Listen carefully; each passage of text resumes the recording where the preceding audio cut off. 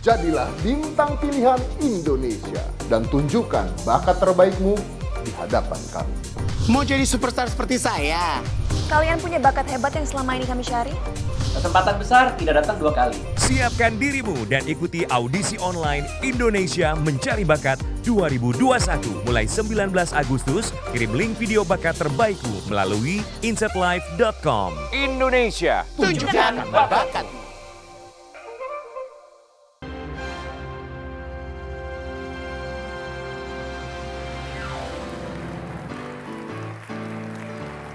Hai, selamat siang semuanya. Selamat hari Senin. Saya Kak Rose hari ini. Senang sekali bisa kembali menemani Anda bersama Daniel Pojokan Sana di acara Rumpi. Biasa kita awali hari Senin ini di acara Rumpi dengan kepojokan dulu untuk membahas berita-berita yang hot, bagian data dari dunia nyata maupun dari dunia maya. Hati-hati bantalmu jangan sampai melorot. Oke, baik.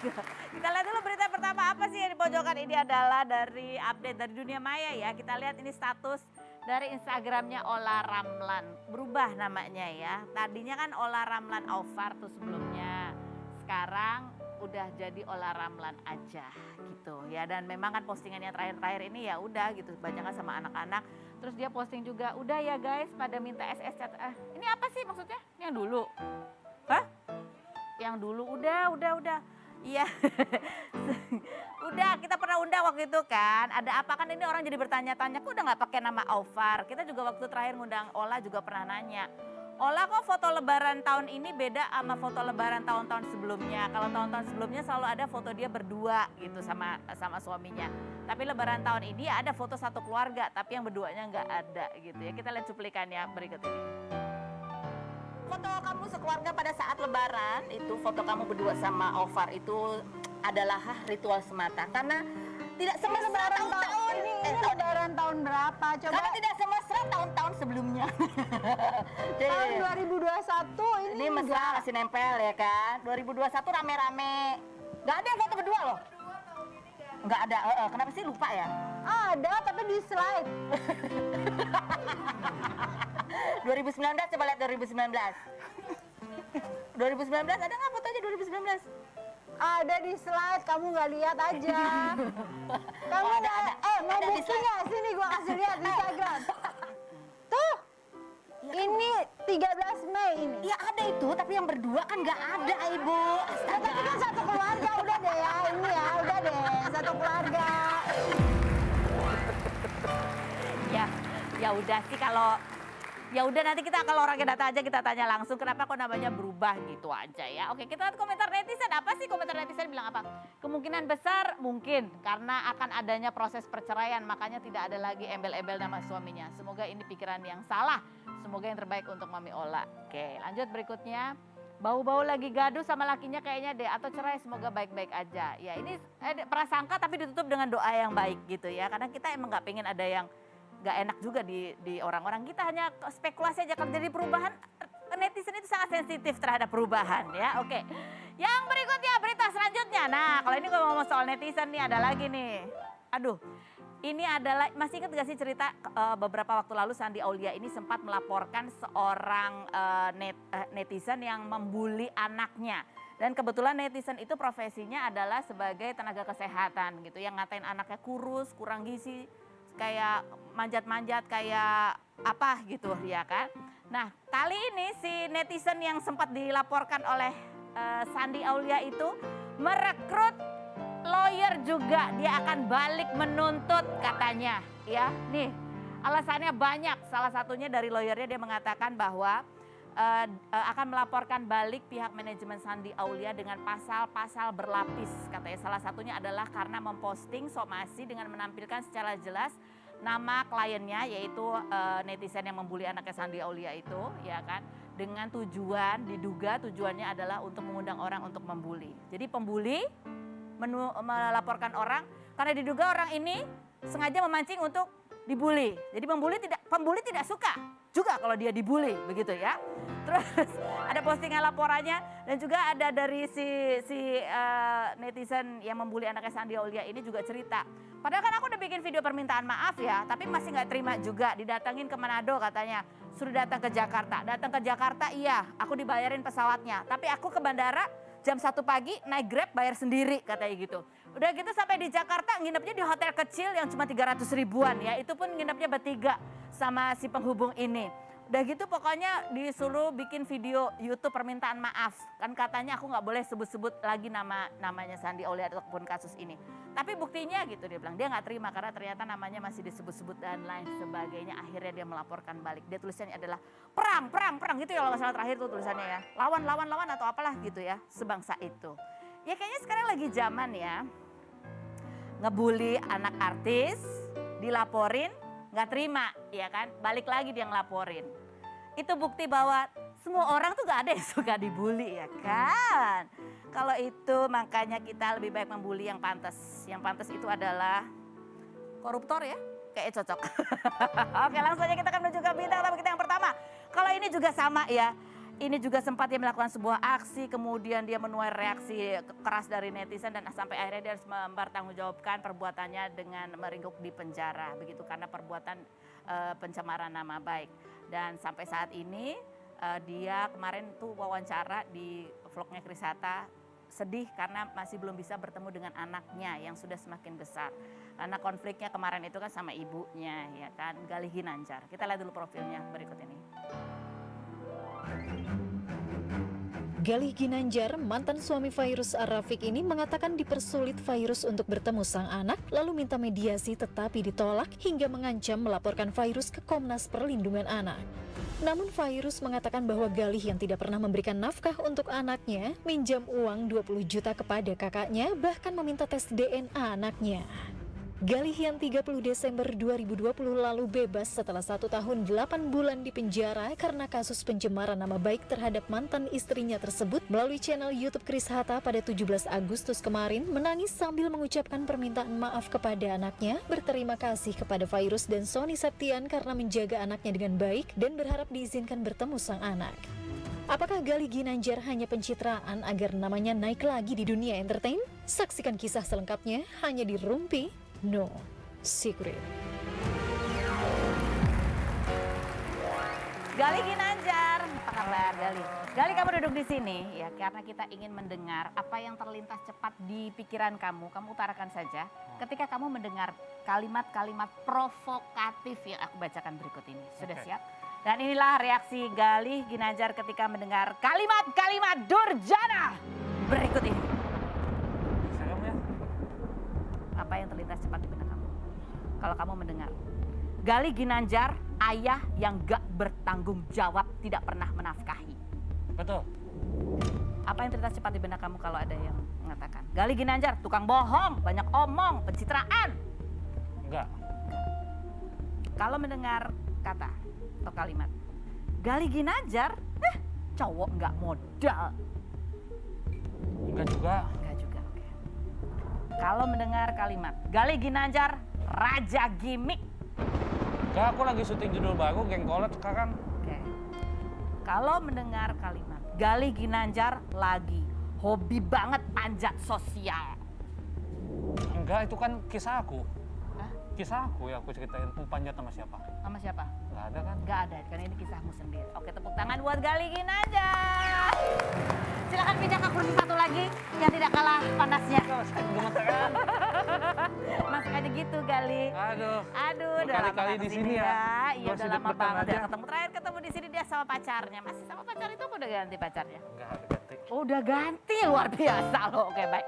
Galih, udah biasa dong kalau di kursi ini kamu udah tahu ya. Ya. Jawab pertanyaanku dengan jujur apa adanya. Apakah pertanyaanku ini jawabannya fitnah atau fakta? Fitnah atau fakta, Galih?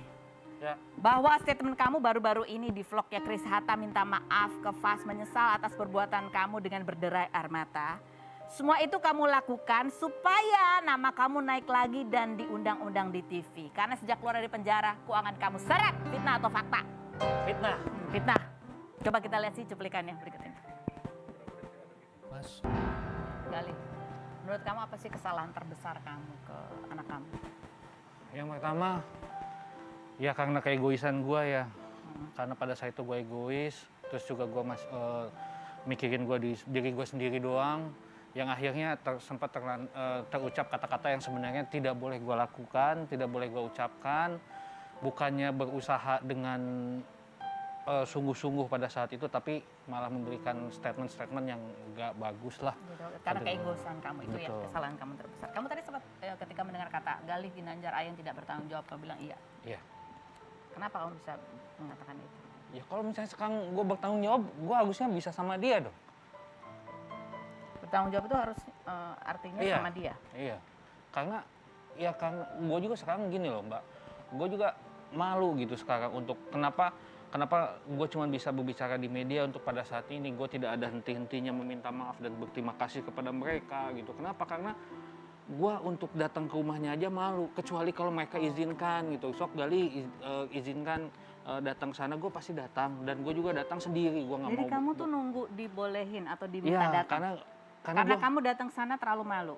malu lah Mbak. Karena gini ya, orang yang pernah hidup bersama gue dengan kelakuan gue kemarin, akhirnya bikin dia sakit hati, ya kan, bikin dia kecewa sama gua, apalagi gua menghina ibu dari anak gua. Tapi bukan berarti kamu melawan rasa malu dengan datang itu adalah suatu bukti bahwa kamu betul-betul punya usaha gitu. Saya Di berusaha mana? udah.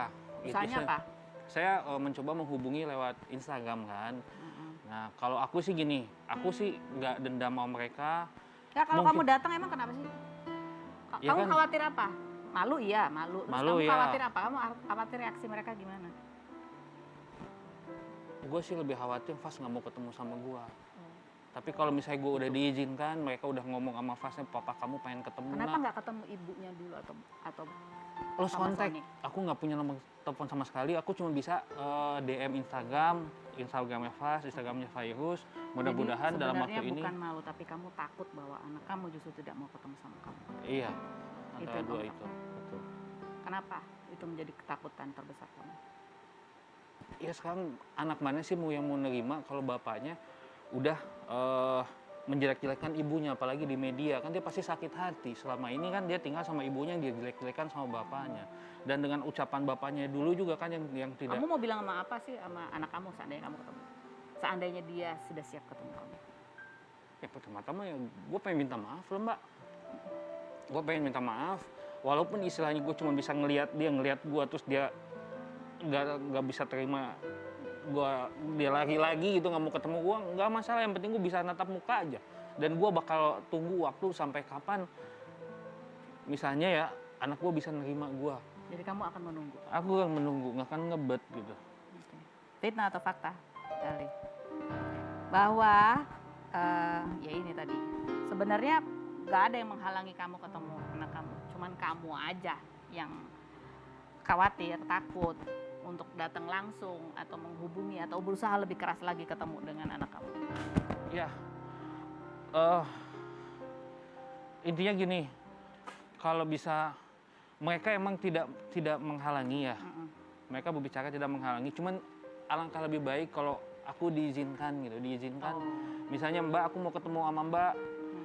Ya orang kan pada ya sih tinggal ke rumahnya aja gitu. Mereka juga tidak menghalangi, cuman kalau bisa nih hari apa ini disiapin gitu, biar maksudnya bukan disiapin aku nyiapin media ya, cuman biar enak aja. Aku juga nggak mau lah asal terobos ke rumah gitu, karena satu sisi mereka sudah punya keluarga baru dan aku nggak mau mengganggu kehidupan mereka. Cukuplah kasus kemarin aku udah mengganggu kehidupan mereka gitu. Oke, dan ini dari tahun 2016 sebenarnya ibunya anak kamu pernah bilang bahwa ya kamu sendiri tidak terlihat ada usahanya juga untuk bertemu dengan anak. Coba kita lihat.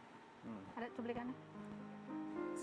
Dia bilang kita ketemu di Rafael aja gitu, tempat makan di deket Cibubur. Saya iyain ya, saya ke sana. Padahal kalau dia ke rumah bisa ketemu anaknya. Iya sih. Oke. Logikanya gitu kan. Saya nggak pernah larang kok dia sama pacarnya datang ke rumah saya mau lihat Fas. Datang aja kan rumah saya, dia tahu. Masih sampai sekarang nggak ganti. Itu adalah pengakuan Virus waktu kita undang beberapa waktu yang lalu. Virus mengatakan dia tidak pernah melarang kamu dan Kumala untuk datang ke rumah dan melihat Fas. Ya kan dia ungkapan dia sendiri kan berbicara. Tapi saya punya bukti WA-nya kalau Fas itu tidak akan dipertemukan dengan perempuan yang saya cintai. Berarti yang sekarang yang saya cintai adalah Kumala, yang wanita cantik. Oke, apa yang paling kamu rindukan dari Fas kali? Ya itu bercandanya dia. Apa yang mirip dengan kamu dari Fas? Bentuk muka. Halis juga gitu kan. kelakuannya jahilnya dia gitu kan, isengnya dia tuh mirip aku banget gitu. Kalau kamu bisa udah bisa ketemu lagi sama Faas, apa yang ingin kamu lakukan bersama Faas? Ya pasti aku pengen mencium dia, pengen meluk dia yang paling penting, ngajak dia jalan, terus juga seperti biasa apa yang dia mau. Kamu ngerasa nggak sih kamu kurang keras berusaha? Iya. Iya. Gue ngaku sekarang. Fitnah atau fakta bahwa keinginan kamu dan kerinduan kamu itu semakin besar ketika beberapa terakhir ini anak kamu itu sering menjadi sorotan karena kedekatannya dengan Bapak sambungnya? Justru keinginan dan kerinduan aku yang lebih besar tuh begitu saat aku di dalam, Mbak. Kenapa ya? Karena di dalam itu gue nyadar, gila ternyata efek dari omongan gue itu sampai segininya gitu. Sampai yang akhirnya tinggal gue gampang ataupun melangkah ke rumahnya sekarang gue nggak bisa. Kenapa? Karena gue harus menembus jeruji besi gitu. Dan gue belum bisa bebas dari situ. Sekarang jeruji besinya udah nggak ada? Udah nggak ada. Makanya sekarang gue tinggal nunggu kapan respon dari mereka, diizinkan, dan aku pun nggak akan ekspos ke media, aku tinggal datang ke rumahnya. Gitu. Kamu mau hubungi lewat Instagram? Kamu nggak diblok? Enggak. Mereka baca? Belum ada tanggapan sih. Belum ada tanggapan. Kalau seandainya masih belum boleh juga? Gue terima, Mbak, karena banyak banget kesalahan gue, banyak banget perbuatan gue yang mungkin menyakiti perasaan mereka. Jadi gue terima ikhlas. Mungkin dia gue anggap sebagai hukuman gue lah. Ya, ini ada satu orang yang mau kita pertemukan dengan kamu ya. Kamu siap ketemu dengan dia? Kita panggilkan. Silakan masuk.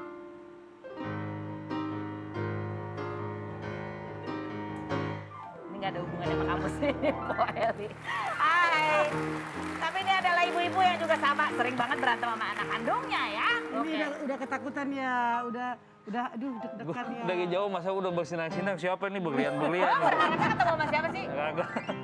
Enggak. Sekarang kamu paling takut, paling malas ketemu siapa? Gue nggak males sih Ketemu siapa. Barbie ya. Oke, baik kita lihat dulu profilnya Po Eli berikut ini. Eli Sugigi, mantan koordinator penonton berusia 49 tahun ini 20 Agustus kemarin bersama suaminya Irwan Aher memparodikan ucapan Abdul Rozak, ayah dari pedangdut Ayu Ting Ting ketika menjawab pertanyaan media tentang anaknya yang dituding plagiat, lalu di komen netizen hati-hati dilaporkan dan dilabrak. Perempuan yang pernah 5 kali menikah dan kerap dituding settingan dalam menjalin hubungan dengan Brondong ini sempat memposting foto pernikahan dengan Aher dan menulis caption, "Bila kamu tahu aku cuma settingannya, tolonglah hargai aku. Itu aja yang aku minta, hai wanita cantik." Namun kini postingannya sudah dihapus. Benarkah sejak pandemi, Eli menerima tawaran syuting apapun walaupun harus melepas hijab? Saksikan kisah selengkapnya hanya di Rumpi No Secret. Po Eli, aduh sibuk banget nih Po Eli sekarangnya syuting terus dia mah ya kan. Alhamdulillah di PPKM ini aku dapat syuting. Oke, jadi baiklah. pembantu. Mumpung kamu lagi bisa syuting di Rumpi ya, kita langsung dudukan di kursi. Fitnah atau fakta? Fitnah atau fakta Po Eli? Kamu kemarin memparodikan ayah Ojak, ayahnya Ayu Ting Ting. Kamu buat bareng Aher, itu sengaja kamu buat emang untuk cari ribut, ya kan? Biar ada masalah, biar ada kasus, biar diundang-undang di televisi. Fitnah atau fakta? Itu namanya fitnah. Fitnah. Karena saya pasangan TikTok saya emang tok sama Aher aja gitu. Tapi kenapa memparodikan bapaknya Ayu Ting Ting? Lucu karena itu rame banget. Lucu. Bener, coba aja. kita lihat. Lucu nggak sih? Lucu aja. Ini sering banget didengar ya. Apa asal? Coba Daniel ulangin. Daniel sama aku, Daniel berdua yuk, Daniel yuk. Ayo sama aku yuk. Nanti kalau kamu ketemu sama Ayah Ojak yang marah gimana? Saya bercandain nanti Ayo Ojak ya, aku yakin. Benar ya kita panggilkan. Jangan.